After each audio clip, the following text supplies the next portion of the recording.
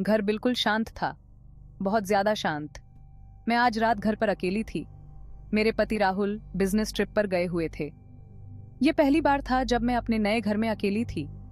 मैंने अपनी किताब पर ध्यान केंद्रित करने की कोशिश की, लेकिन यह खामोशी मुझे विचलित कर रही थी। फर्श के तख्तों का हर कर्कश आवाज, खिड़की के बाहर पत्तों की हर सरसराहट मुझे चौंका देती थी। मुझे राहुल की कमी खल रही थी। बस उसके घर होने का ख्याल मुझे सुरक्षित महसूस कराता था। जैसे ही सूरज डूबने लगा, दीवारों पर लंबी लंबी परछाइयां फैल गईं। मैं उठी और बढ़ते अंधेरे को दूर भगाने के लिए पर्दे खींच दिए।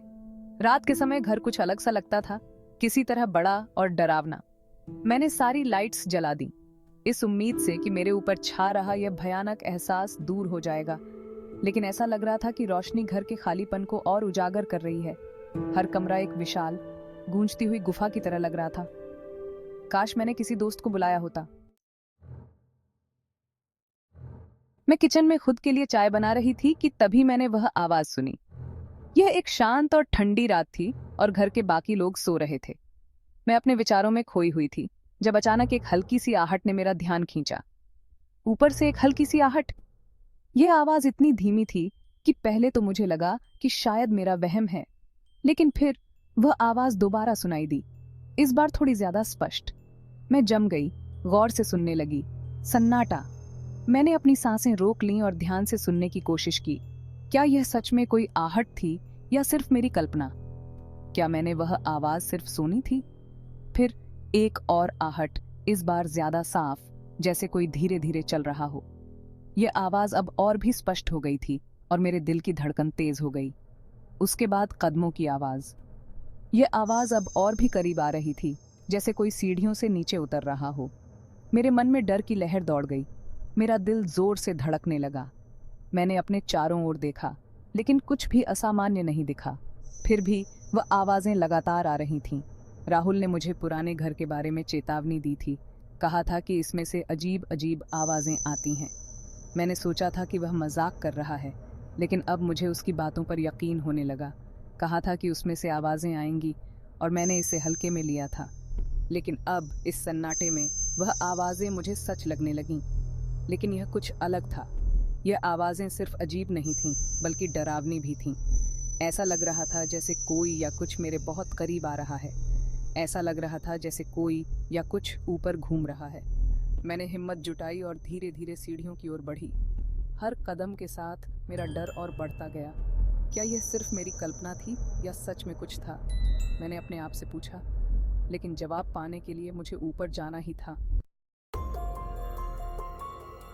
मैंने फोन पकड़ा। मेरी उंगलियां कांप रही थीं जब मैंने राहुल का नंबर डायल किया।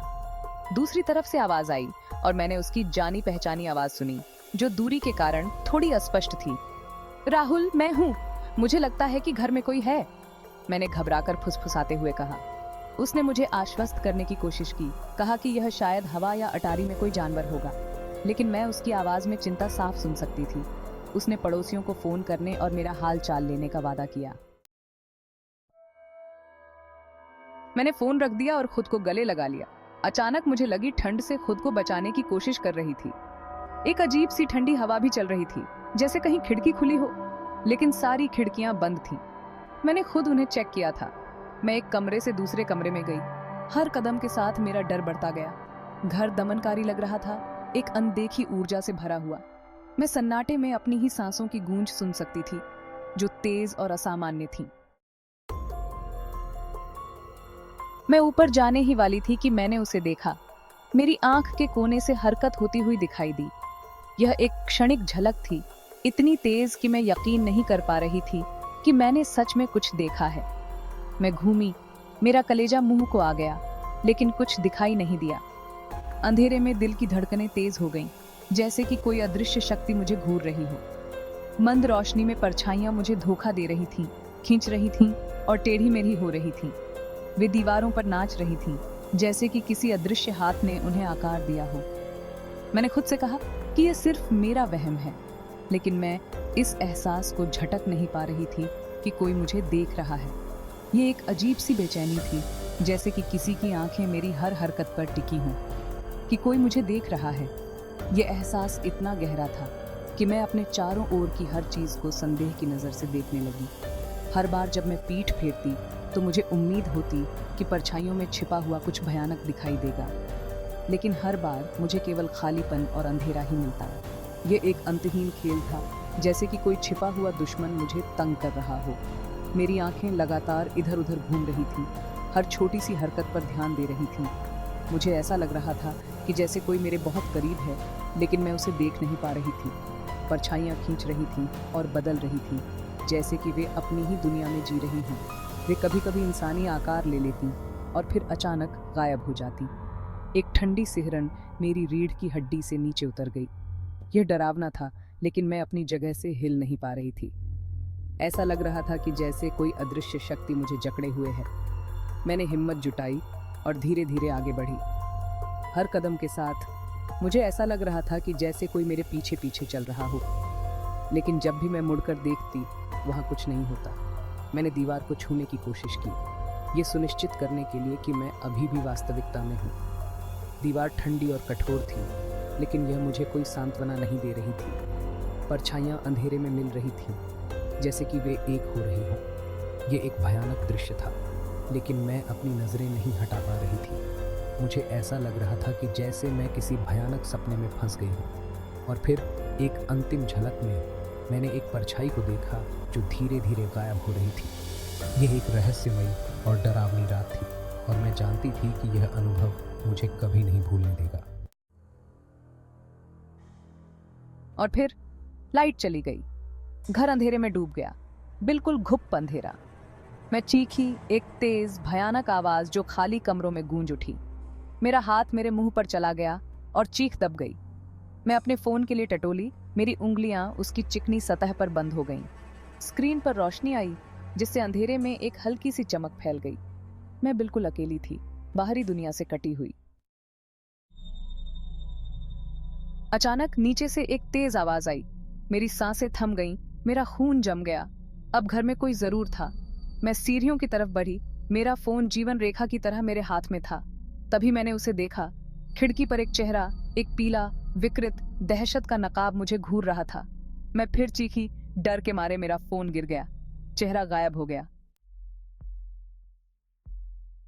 मैं पीछे हटी, मेरी सांसें तेज चल रही थीं। घबराहट में मैं हाँफ रही थी। सामने के दरवाजे के खुलने की आवाज से मैं उछल पड़ी। श्रीमती शर्मा, क्या आप ठीक हैं? यह पड़ोसी था। उसकी आवाज मजबूत और आश्वस्त करने वाली थी। उसने मेरी चीख सुनी थी, उसने कहा, और राहुल ने उसे फोन किया था। मुझे राहत मिली, इतनी तेज राहत कि मैं लगभग बेहोश हो गई। मैं सुरक्षित थी। पड़ोसी ने घर की तलाशी ली, हर कोने को ध्यान से देखा, हर दरवाजे और खिड़की को चेक किया, लेकिन किसी घुसपैठिए का कोई निशान नहीं मिला। लाइटें वापस आ गईं। ऐसा लगा जैसे सब कुछ सामान्य हो गया हो। सब कुछ फिर से सामान्य लग रहा था, जैसे कुछ हुआ ही ना हो।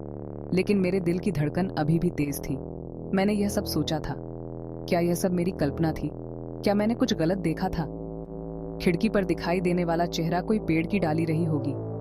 मुझे मूर्खता महसूस हुई, जैसे मैंने खुद को और दूसरों को बेवजह परेशान किया हो। लेकिन ज्यादातर मुझे राहत महसूस हुई। मैं सुरक्षित थी, यह जानकर कि कोई खतरा नहीं था। मेरे मन को शांति मिली। राहुल जल्द ही घर आ जाएगा। उसके आने का इंतजार करते हुए मैंने खुद को समझाने की कोशिश की कि सब कुछ ठीक है।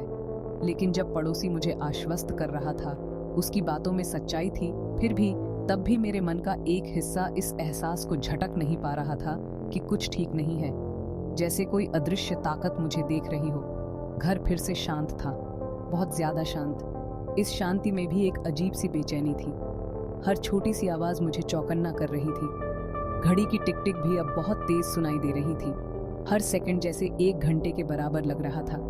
मैंने खिड़की से बाहर देखा, सब कुछ सामान्य था, लेकिन मेरे मन में अभी भी एक डर था।